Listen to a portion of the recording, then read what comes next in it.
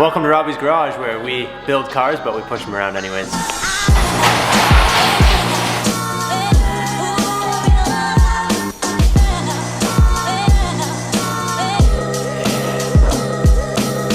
Welcome back to the channel, guys. Hope you guys are having a great day. We are super close to being able to get the EK back to our boy, tuned in by Nick. But we still got a couple stupid little things. We're waiting on like an exhaust piece so that we can make an exhaust, because you guys know that this thing is a 3-inch downpipe and we have a 2.5-inch exhaust, and it's not the best for flow, so we don't want to take it to the dyno that way. So we're waiting on we're waiting on one exhaust piece to get here, which I'm super hyped about. And we blew out the axles on this thing the day that we were messing around with the launch control and stuff. I was being way too aggressive, but what actually ended up happening was the axles were too short. Stock axles on this car, apparently, they're too short on the one side, because engine mounts, when you do a K-swap, they move everything over this way, just a little bit, like maybe half an inch, maybe even a little bit less than half an inch. But they move the whole engine this way to make it fit, obviously. And what ends up happening is, oh no, wait, I'm lying. They move it the other way. You know what, it's early and I need more coffee, I think. The engine sits more on the transmission side. I think I told you guys backwards. So what ends up happening is the axles like got a little bit of room inside that boot to move around inside like the cup, and it's already pushed towards the outside. So when you do something super aggressive, it just comes out. So we didn't actually explode our axle that time. What ended up happening was it just yanked right out. And then once it was out, it decided to then detonate because it was smacking around and hitting a bunch of stuff. So that is the final thing that we gotta fix, aside from the exhaust, to get this thing ready for the dyno. I also just wanna say this really quickly before I forget. August 28th at 12 p.m. Eastern Standard Time. We're restocking the white scoop tees. We got the blue circle logo tees coming back. And of course, we have the holographic stickers, we have regular stickers, and we got all 4 jet tags. Follow the Committed Crew on Instagram or go to the Committed Crew's website, sign up for the newsletter so you do not miss out.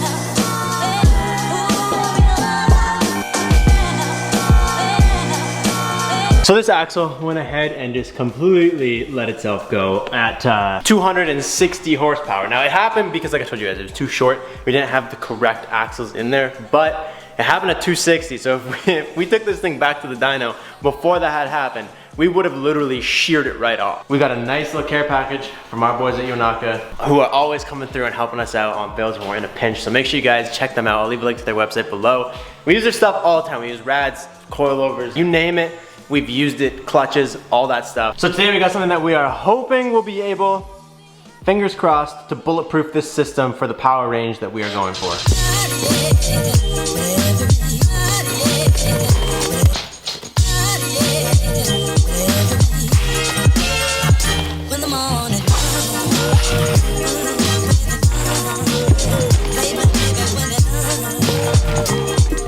Dude, these are fresh. So these boys are 02 to 06 RSX Type S Stage 2 axles. I got that all in one saying. So these boys should be able to handle the power that we're gonna try and throw at them. They're obviously brand new, super minty. So one thing that we've been advised, there should be an instruction manual somewhere here that we probably just hucked. If you actually, let's just open both of them up so we can show them. Yeah. So basically what happens here is, if you guys look side by side, this is literally what I was can you guys see the difference right here? See how this ring and this ring don't line up, but over here these are lined up perfectly? That is the amount that the engine is offset that screws you up and blows your axle out. Like it's easy enough mistake to make. Depending on what setup you have and what engine you're, like these are 06 RSX Type S axles that we're putting in. So because they are what they are and we're putting them in here, they're not actually meant to be in there. So there's a little trick that Yonaka told us that I'm gonna share with you guys so that anybody else that does this knows, in case you don't read the instructions or you do something stupid. A lot of people install them and then they say they have binding issues when they're turning, all kinds of weird stuff. So one axle is just slightly bigger than the other one. And what you gotta do to compensate for the engine being offset a little bit to the one side is you actually undo these clamps, and we're gonna go ahead and swap both of these. So these are the good side to swap. These are the ones you don't wanna touch. These ones are better because they have like the 3 bearings inside and they're just in a bunch of grease. So you undo this clamp, it just pops out of this cup. Basically, we're gonna swap this cup onto this axle and this cup onto this axle. And we're doing that because one is obviously a male and one is a female. So the female is the one that goes on the half shaft, which is the one that we actually blew out. And you guys can see it's the shorter one. So what we're gonna do is we're gonna make the longer axle the female side. That way it has just a little bit of extra length that it's missing, and then obviously the compensation happens on this side. And once we get them all bolted up, it should work. Hopefully that made sense. Look at the size of the freaking splines on these dudes. They're huge. They're way bigger than normal, dude. Way bigger. So, like I told you guys, most of the axles actually shear right here. Like this little piece just goes and breaks off. The bigger axles means you get the bigger splines, which can hold more power, which means we got one more box to open up.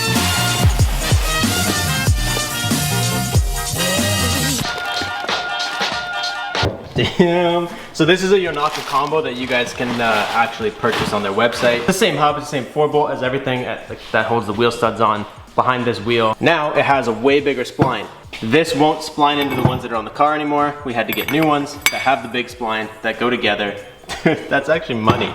Just went right on. And what's really cool is they also give you upgraded wheel studs. So these are actually ARP wheel studs. These things are from a Corvette, which is very random. They're Corvette wheel studs on a Civic, and they're ARP, so they're basically just trying to help you guys prevent shearing problems. You get these guys with the ARP studs, can't break the studs, can't break this, can't break this.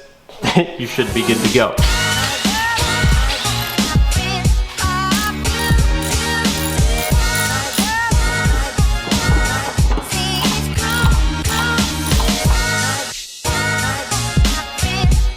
Nice, all right boys, today this knuckle or whatever you want to call this thing is getting the makeover of a freaking lifetime. Yuck.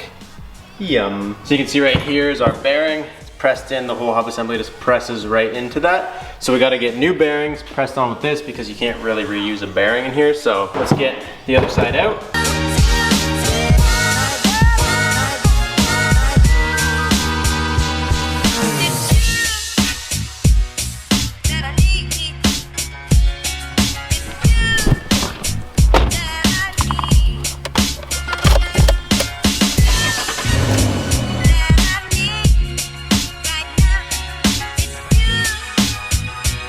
Alright, so down here at Tuso Performance, it's actually my buddy Justin's shop, and basically what's been happening is like anytime Robbie and I are in like a pinch, this guy always happens to just get us in, like ASAP. I don't know if you want to just tell him a little something about yourself or what you got going on? Anything you'd be worried about taking your car to like a regular mechanic shop and you know, them not understanding why you want coilovers and why you want your car a 1/4 inch off the ground. We get it, we're enthusiasts just like you guys. We have no issue putting low cars on our hoist, stretching tires. This car we did a full single turbo conversion on the stock GE motor, full Haltech computer wired in, and this car here we just finished up last week. It's turnkey ready to go. He just basically will do whatever you need to your car, performance-wise, that most shops won't. And he'll do anything else too, but today he's gonna be doing the bearings for the EK for us because it's something that me and Robbie can't do.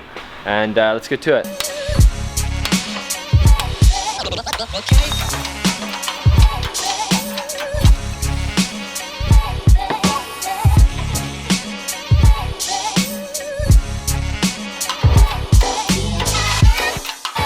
So thanks again, man. Really appreciate it.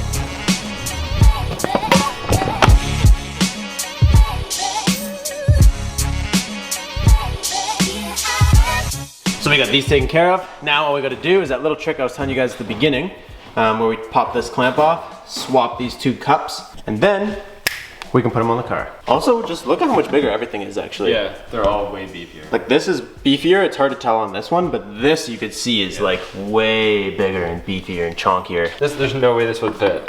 Oh true, yeah. It Like just slams.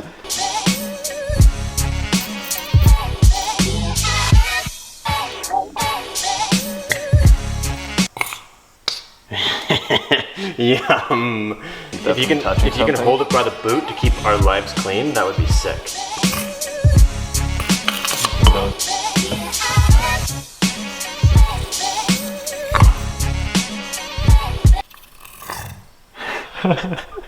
Dude, that was actually easy as heck. Brand new. Oh, do you want to try and get these off too, just to give our grease fittings a little more? Yeah, I think we really should do that, to be honest. Are you ready? Yeah, I'm ready. Do you know what is about to go down? We've been neglecting this thing. It's almost time we could drive it. Built, ready to drive with no axles. So today's the day. Boom. That's it. Okay. Road test time. Yeah, right. Let's go, buddy. We gotta.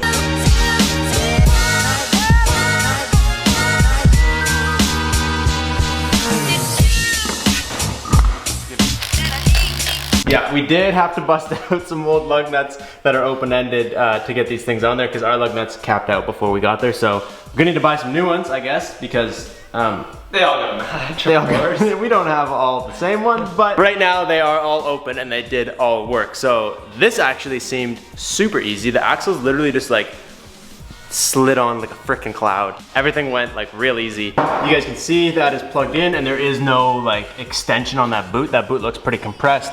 And so does this boot. Same thing over here. We got this guy on.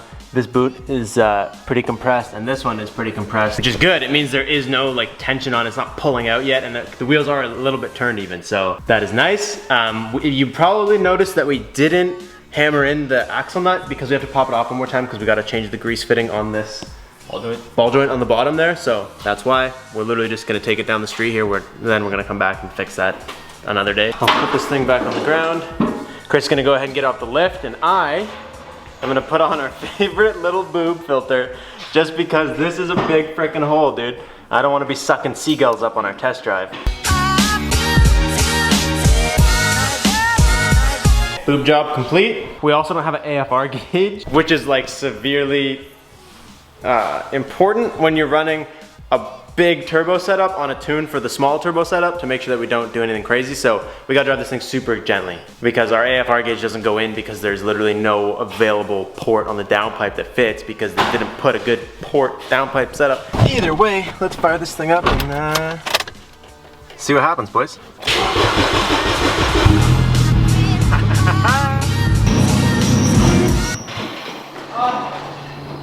It's been a while. It's been a while from the old twin disc.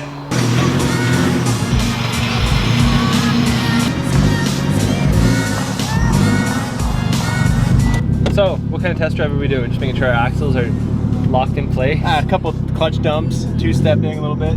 We also can't boost, so. Bro, I can tell you just from pulling it out of my garage, I know this is premature, but like, first of all, it feels like it turns nicer and more. I literally think that we were maxing out before on our axles. Like, I just turned it like crazy to get it out of my garage. Like, look at this.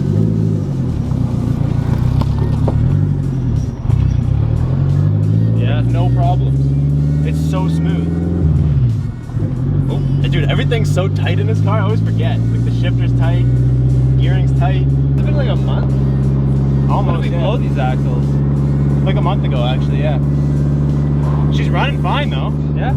I'm trying to keep it in the low RPMs because I don't know about my boosties. Something about like the starting feels way better.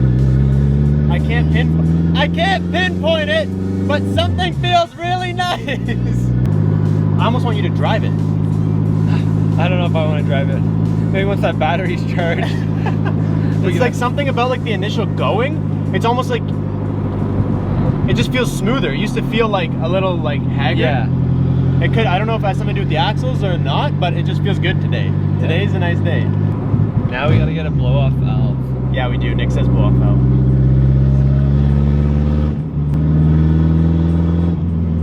Sorry, Nick. Sorry, Nick. We're not boosting, I promise. I'm just trying to hear that turbo whine. It's good. I can hear the turbo spooling. The whole turbo kit seems to be working-ish, as far as I can tell. And our axles are beautiful. I'm gonna dock it right here in the shade for a sec. I feel like I hate to do it to him, but like we just can't have fun yet. Nick says no. Yeah. Nick says no fun because this turbo is gonna spool better and more than our last one. So like at 3,000 RPM, if we're even giving it a little more than 1% throttle, it's gonna be way too much air, not enough fuel because way too much boosties and the tune's not ready for it, so we just can't. But we can check and see if anything caught fire or started burning while we were driving. We had zero issues. I thought we'd have at least one. Other than our brake lines, probably nothing's getting cooked. Dude, I'd call this a success. She drives, the turbo kit runs, the axles work. So like I said, shout out to Yonaka. I'm gonna leave a website link to them down below. That was just terrible the way I worded that. Now we just got little dinker things to do. So this thing, turbo kit ran, turbo spooled, piping, everything is good the way it used to be, we think. Now we just gotta do little things like get this brake line away from this downpipe and also fix the fact that like down there on the the master, it's like super kinked. I think also what we should do is make like a little custom bracket and reuse your holes here for the throttle cable. Oh yeah, that would be a Right? good Like, idea. we're gonna have it come up nice and like whatever. We can even have it grazed just the top of this, but have a nice bracket come up. Yeah, and then we'll build a little heat shield too that goes, Yeah. because we're gonna put these lines on this side, so we'll build a heat shield that blocks all of that off. Yep. And then we'll get a turbo blanket, heat wrap all this stuff just to keep heat from kind of burning the crap out of everything. There's a week coming up here that you guys just aren't gonna want to miss the videos. They're gonna be good. We're gonna go do some drifting, we're gonna go do some dynoing, we're gonna go do driven, and we're gonna bring special guests the whole time. Anyways, that's all I'm gonna leave you guys with today. Today's video, maybe it was short and maybe it wasn't short. I don't know. I'll catch you guys next time. We got some EG stuff to go work on. Thank you guys so much for watching. Peace out and stay committed.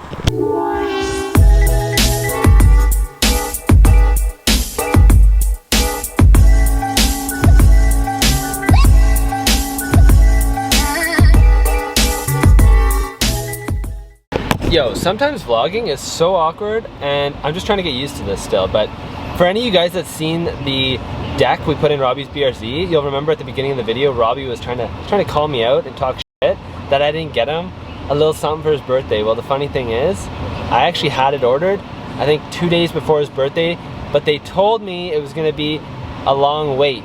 So finally, it's been in for the last couple days, but I haven't had time to come scoop it, and today I was in the area, so happy birthday, Robbie, you little bugger. I got you something, so hopefully he's surprised, and hopefully none of you guys have sent anything out, because if I find a BRZ badge in the mail now, I'm not gonna be happy. I mean, you guys are great, but I won't be the happiest, man, because I worked hard to get this thing.